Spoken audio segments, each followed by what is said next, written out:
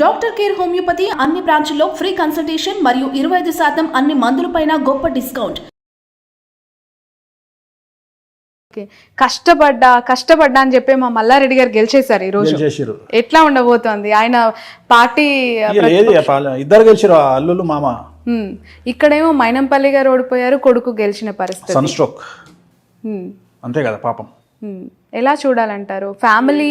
Families involvement అయ్యి రాజకీయాల్లో కొందరు, ఇక్కడ ఇద్దరు మైనంపల్లి రోహిత్ గారు, అలాగే హనుమంతరావు గారు, ఇక్కడ వీళ్ళిద్దరు రాజశేఖర రెడ్డి గారు, మల్లారెడ్డి గారు, అక్కడ కోమటిరెడ్డి బ్రదర్స్, ఇక్కడ ఎర్రబల్లి బ్రదర్స్, ఇంకెవరు కేసీఆర్ గారి కుటుంబం, కేటీఆర్ గారు అగైన్ కేసీఆర్ గారు. సో చాలా డిఫరెన్సియేషన్ కనిపిస్తోంది. బట్ ఈ విక్టరీస్ని వాళ్ళు కొంత పెయిన్గానే చూస్తారు కదా ఓడిపోయిన క్యాండిడేట్స్. కంపల్సరీ అమ్మా, జాతకాలే చెప్తున్నా. ఇప్పుడు ఇద్దరు ఒకటే ఇంట్లో ఒకళ్ళు గెలవడము ఒకళ్ళు ఓడిపోవడము అనేది ఇట్ ఈస్ బ్లండరే. హనుమంతరావు గారి విషయంలో ఏం జరుగుంటుందంటారు? తెలుసు ఆల్రెడీ. ఏది కొన్ని పర్సనల్ ప్రైవేట్ విషయాలు ఎందుకు మాట్లాడుకోవాలి? అవి డిస్కస్డ్ ఆల్రెడీ.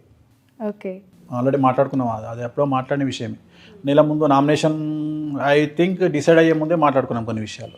ఇది కొన్ని జాతకాలు అంతే, దానికి ఏం లేదు. చెప్తున్నా కదా, కొంతమంది చేస్తారు చెయ్యరు, కొంతమంది నమ్ముతారు నమ్మరు. అన్ని రూల్ ఏం లేదు కదా. మనం గల్లబట్టి గుంజుకొచ్చి నువ్వు ఇది చేయాలి అని చెప్పలేం కదా. వాళ్ళ యోగాన్ని బట్టి వాళ్ళు నమ్ముతారు నమ్మరు.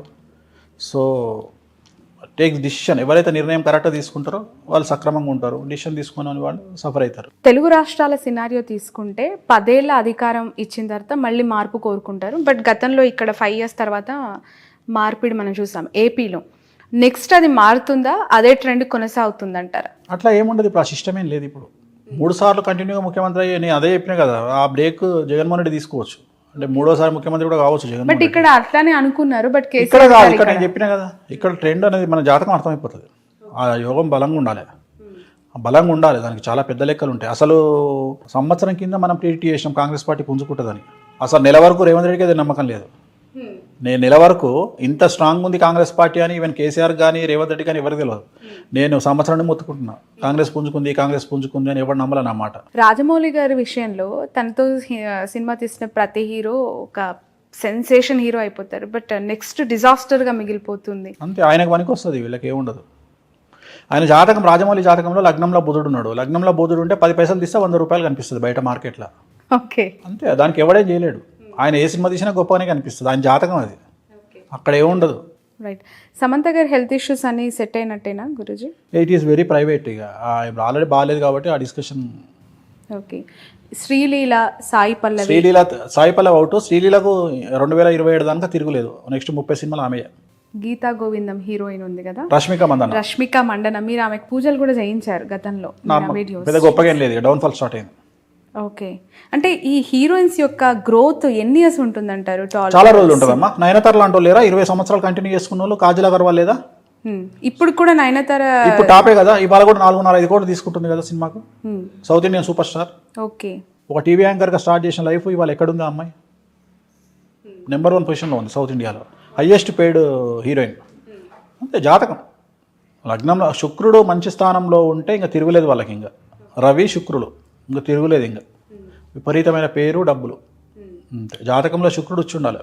5 ఏళ్ళు కాంగ్రెస్ పార్టీ సాఫీగా అధికారం చేపట్టబోయే అవకాశం కనిపిస్తుందంట. ఇప్పుడు అదే చెప్పిన నీకు, ఒక పెద్ద బ్రేక్ ఈవెన్ వచ్చేది, పరిష్కరించుకుంటే తిరుగులేదు. ఇక ఇంకా 2 సార్లు కాంగ్రెస్ పార్టీ వస్తుంది.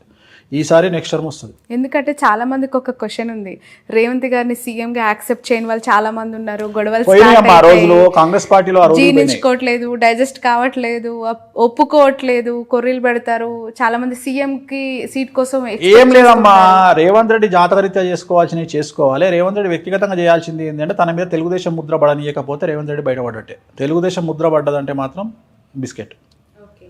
ఎందుకంటే రేవంత్ రెడ్డి మీద మొదటి నుండి అదే బాధ, తెలుగుదేశం ముద్ర పడితే కష్టం. ఆ ముద్ర పడనియొద్దు. ఎందుకంటే ఇప్పుడున్న కండిషన్ చాలా డేంజరస్గా ఉంది.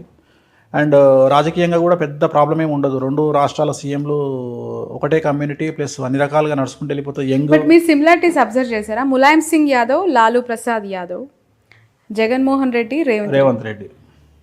అవును, ఎలా ఉంటుందంటారు ఈ స్టేట్స్ లో? ఏం లేదు, మనకైతే ఏ ప్రాబ్లం ఉండదు.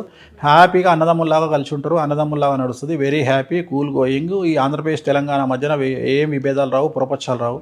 చాలా హ్యాపీగా ఉంటుంది. అండ్ రేవంత్ రెడ్డి అడ్మినిస్ట్రేషన్ మీద ఎవరికైనా డౌట్ ఉంటే ఆ డౌట్ని తీసి పక్కకు పెట్టండి. గుడ్ అడ్మినిస్ట్రేటర్, ఆటోమేటిక్గా ఆయన నెంబర్ 1 అడ్మినిస్ట్రేషన్ చేస్తాడు. ఖచ్చితంగా మంచి అడ్మినిస్ట్రేషన్ చేస్తాడు, గ్యారంటీగా రాసి పెట్టుకోండి. ఎందుకంటే తనలో మంచి దక్షత ఉంది. సో నో టెన్షన్, అడ్మినిస్ట్రేషన్ పరంగా రేవంత్ రెడ్డికి 100 మార్కులు ఇవ్వచ్చు. ఓకే, నెక్స్ట్ 5 years కేటీఆర్ గారు చేసే యాక్టివిటీస్, ప్రతిపక్షంలో ఉండి ఆయన చేయాల్సిన థింగ్స్ పైన చాలా క్యూరియస్ ఉంటుంది. ఆబ్వియస్లీ ఇంతకాలం అధికారంలో ఉన్నప్పుడు ఒక కైండ్ ఆఫ్ వర్క్ కదా, ఎలా ఉండబోతుందండి? మన 2 రాష్ట్రాలైనా సరే, దేశమైనా సరే, మళ్ళీ ఏప్రిల్ 20 తర్వాత 2024 ఏప్రిల్ 25వ తేదీ అంటే వచ్చే ఏప్రిల్ నుండి రాజకీయాలు మారుతున్నాయి, జాతకాలు మారుతున్నాయి. సో పెను సంచలనం నమోదు కాబోతున్నాయి. మే 1 నుండి మొత్తం దేశ రాజకీయాలు, రాష్ట్ర రాజకీయాలు మారుతాయి. సో అప్పుడు మాట్లాడదాం. ఇప్పుడు అన్ని నెగిటివ్ రిజల్ట్సే ఉంటాయి. ఇప్పుడు చెప్పుకొని లాభం లేదు. అంటే అధికారంలో ఉన్న వాళ్ళక ప్రతిపక్షం, అధికారంలో ఉన్న వాళ్ళకు, ప్రతిపక్షాలకు అందరికీ సమస్యలు వస్తాయి. ఓకే, సో మళ్ళీ జాతకాలు మారుతున్నాయి కాబట్టి విల్ డిస్కస్. రైట్, చాలా చాలా longest interview. Thank you so much Venu Swamy గారు. ఎందుకు అంటే గతంలో చెప్పినవన్నీ జరుగుతాయని చెప్పారు, జరిగిన తర్వాత ఇచ్చారు, మళ్ళీ జరుగుతాయని కొన్ని అంశాలు చెప్పారు, అవి జరిగిన తర్వాత మళ్ళీ మిమ్మల్ని అప్రోచ్ అవుతాను.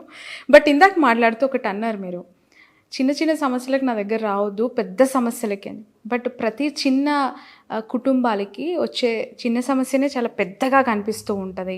వాళ్ళు అదే నాకు ఇంకా దీని నుంచి బయటపడకపోతే లైఫ్ థ్రెట్ అనుకునే పరిస్థితిలో ఉంటారు. మళ్ళీ అప్రోచ్ అవ్వాలి అని చాలామంది అనుకుంటూ ఉంటారు కదా. సో ఎట్లా అంటే అంత కష్టమా అనే క్వశ్చన్ కూడా. మంచి క్వశ్చన్ అమ్మా ఇది. చాలామంది నా పేరు మీద నేను చూస్తున్నా హైలైట్ ఏంటంటే నాకే మెసేజ్ వస్తుంది, నా బొమ్మ పెట్టి వేణుస్వామి అపాయింట్మెంట్ కావాలని నాకే పెడతారు. ఇది ఎక్కడిదిరా బాబు అనుకుంటా. కాబట్టి దయచేసి వేరే నెంబర్లను కానీ వేరే వాళ్ళని సంప్రదించకండి. నా నెంబర్ ఈ రోల్ అవుతుంది. సో 2 నెంబర్లు ఇస్తాము, ఆ 2 నెంబర్లను సంప్రదించండి. ఖచ్చితంగా మా వాళ్ళే మీకు ఫోన్ చేస్తారు. మెసేజ్ పెడితే వాళ్ళే ఫోన్ చేసి మీకు అందుబాటులోకి వస్తారు. సో వచ్చి కలవండి, ఖచ్చితంగా మీకున్న సమస్య నెరవేరుతుంది. Thank you so much Guruji. Thanks a lot.